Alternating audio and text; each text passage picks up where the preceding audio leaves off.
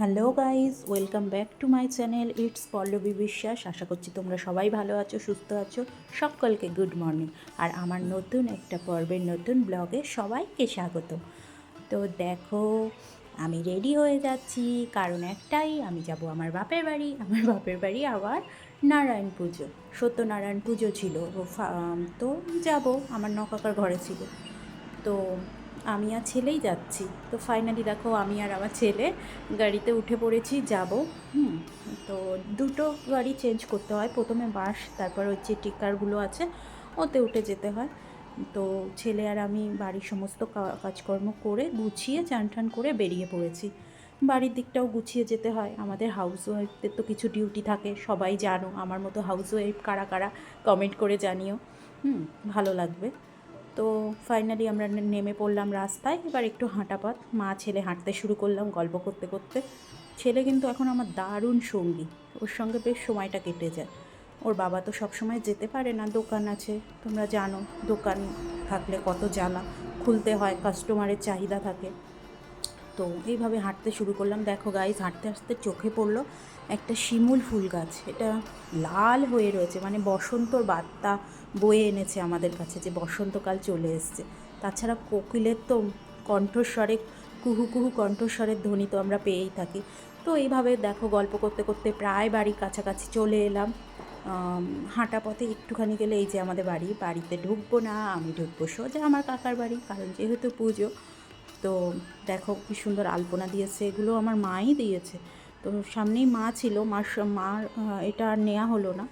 তো এখান দিয়ে চলে গেলাম। আমার একটু যেতে দেরি হয়েছে, রাস্তাঘাটের ব্যাপার বুঝতেই তো পারছো। তো দেখছি হোম হচ্ছে। তো কাকা, ছোটো কাকা, ঠাকুমার অঞ্জলি দেওয়া বাকি ছিল, তারা অঞ্জলি দেবে। হোম হচ্ছে, পুজো প্রায় কমপ্লিট।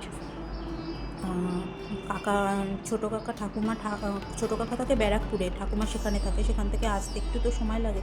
তো আমি গেছি, সবাই ব্যস্ত হয়ে গেছে, বনি এসছে, কী খাবে খেতে দে ওকে। আমি দাঁড়াও একটু ঠাকুরটা দেখি, প্রণাম করি। আর ছেলে তো ওর মামার সাথে খেলতে লেগে গেছে, ছোটো মামার সাথে। তো ব্রেকফাস্টে ছিল সমস্ত রকম ফুলকপি, কড়াইশুঁটি, আলু দিয়ে একটা তরকারি আর লুচি।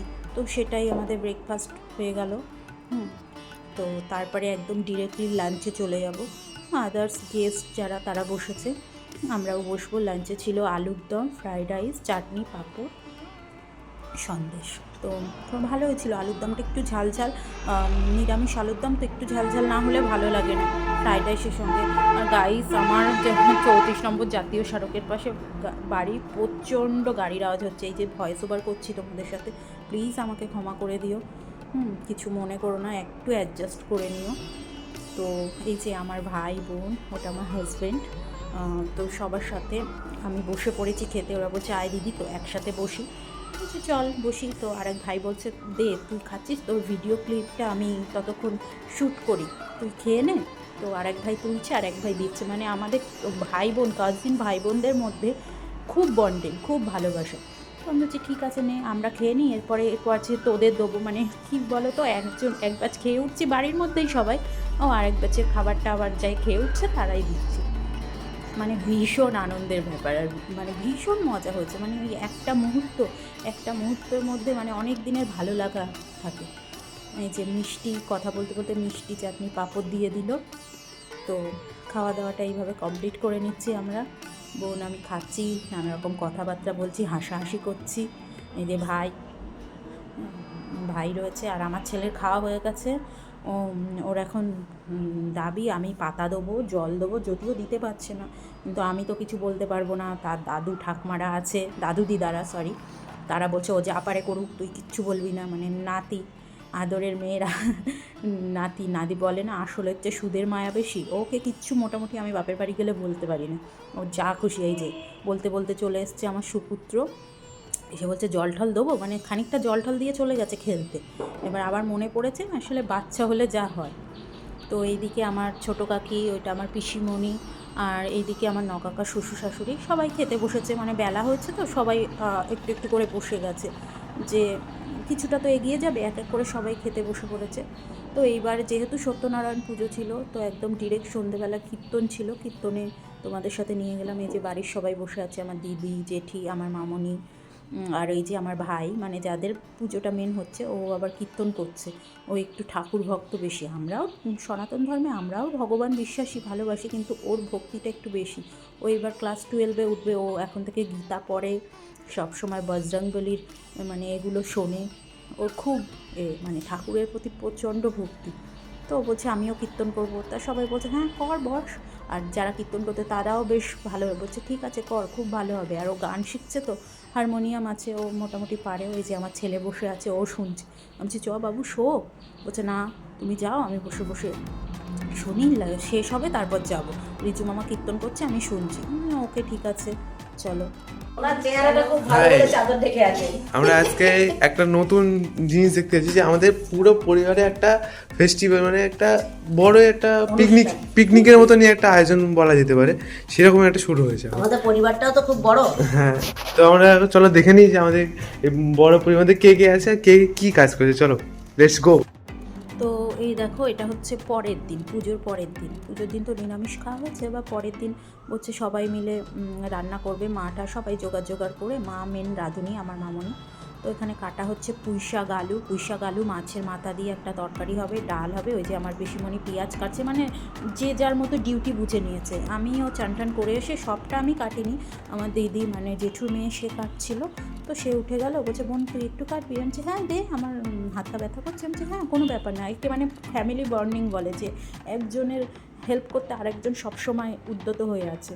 তো এখানে টমেটো দিয়ে ডাল হবে, মাংসতে দেওয়া হবে, কাটা হবে। আর মা ওরা তো কন্টিনিউয়াসলি কাটছে, বলছিল তোর কাটতে হবে না, মানে ওরা জানে শ্বশুর বাড়িতে মেয়েরা কাজ করে, বাপের বাড়ি এসে একটু রিলিফ করুক, একটু রিল্যাক্সে থাকুক।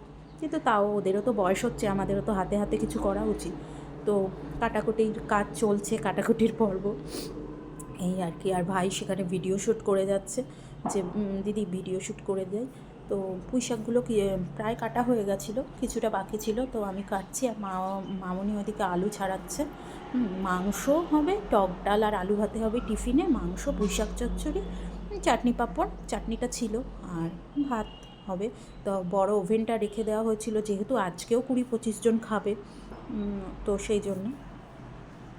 তাই পিসিমণি এই দিকে এসে বলছে পেঁয়াজ কেটেছি, আর কি লাগবে? প্রায় 6 কেজি মতো মাংস হবে, পেঁয়াজ তো একটু বুঝে শুনে যেতে হবে। আর চিকেনে একটু পেঁয়াজ রসুনটা বেশি লাগে, তোমরা জানো নিশ্চয়ই। তো করা হচ্ছে সব। আর আলু ভাতের আলুও দেওয়া হয়েছে। এদিকে ছোটো কাকি কাকি ওরা ভাত ভাতের ওই দিকটা আছে, মানে যে যেখানে আছে সবাই মোটামুটি কাজের মধ্যে আছে।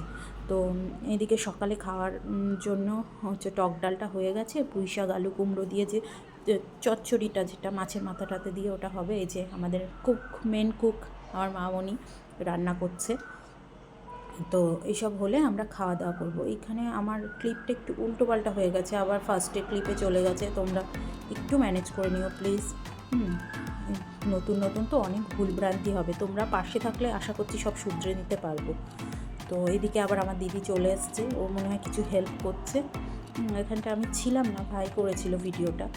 তো ফাইনালি আমাদের চিকেন বসে গেছে। এটাকে দই মশলাপাতি সমস্ত কিছু ভিনিগার দিয়ে ম্যারিনেট করা হয়েছিল। চিকেনে আলু দেবে না বলছিল, তো মা কষাতে থাকছে চিকেনটা। চিকেন হয়ে গেছে, তো রান্না প্রায় কমপ্লিট। তরকারি ডাল তো হয়েই গেছে, আর ওইদিকে চিকেনটা হচ্ছে। তো এবারে চলে গেলাম ডিরেক্ট দুপুরের খাওয়া দাওয়া। এই যে আমার ভাই, এটা হচ্ছে আমার সেজো কাকার ছেলে, যেহেতু আমার বাবারা 5টা ভাই বলেছিলাম। তো খাওয়া দাওয়া হচ্ছে। এইবারে হচ্ছে সবচেয়ে খারাপ সময়, মানে বাড়ি ফাঁকা করে সবাই চলে যাবে। বাড়ির মানুষগুলোর তো মানে মোটামুটি অবস্থা খুব খারাপ। আমিও চলে এসেছি বাড়িতে, খুব ক্লান্ত। তাও ভাবলাম ব্লগটা তো ওখানে শেষ করতে হবে। ছেলে ঘুমিয়ে পড়েছে, আমিও শুলাম। তো আশা করছি আমার ব্লগটা তোমাদের ভালো লাগলে লাইক, কমেন্ট, সাবস্ক্রাইব করো। টাটা, ভালো থেকো।